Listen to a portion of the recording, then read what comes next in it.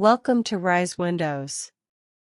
In this video, I will be showing you to download and use Anydesk remote access application for Windows 11 10s. What is Anydesk? Anydesk is a remote access software for Windows and Android. You can access a distant computer with the help of this application. This software uses minimal space on your Windows 11 PC. You require to have an internet connection to use it. The software comes as free as well as paid software. Anydesk is free for personal use and paid for professional service. How to download Anydesk on Windows 11 10s. To download Anydesk on your computer, follow the steps. Step 1. Go to the Anydesk's official website.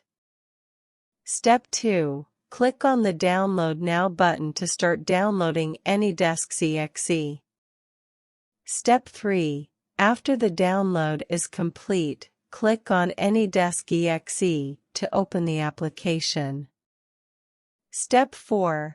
The 9-digit number is your address for giving access to others.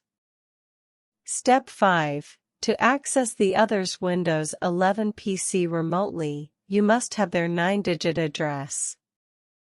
Step 6. Your Anydesk application is ready to use.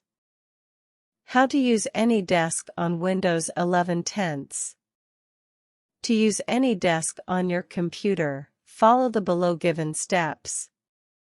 Step 1. Anydesk should install on both computers. Step 2. To take the remote, open your Anydesk, click on the Invite button, and enter your client's Anydesk address. Step 3. The Invite button will pop up after the address insert. Click on that. Step 4. Tell your client to accept your Anydesk request on his Windows 11 PC.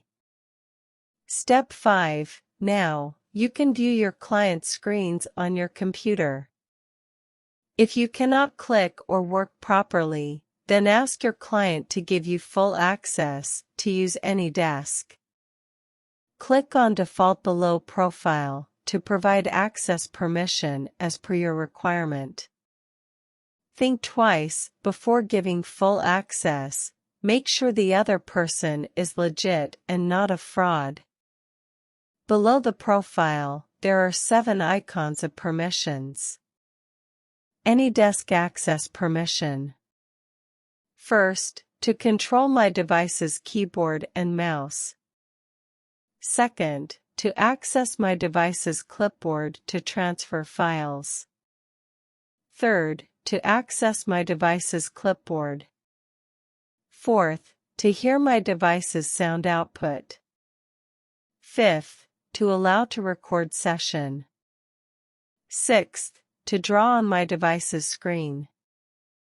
Seventh, to enable privacy mode. There is many other permission also you can give or deny. 1. Restart my device. 2. Lock desktop on session end. 3. Use the file manager. 4. Request system information. 5. To show a colored mouse pointer when physical input is forbidden. 6. Create TCP tunnels. If you are new to this channel, please like, share, and subscribe. Press bell icon to get latest videos directly into your YouTube inbox. You guys are amazing. Keep watching, learning, and growing. Thanks for watching.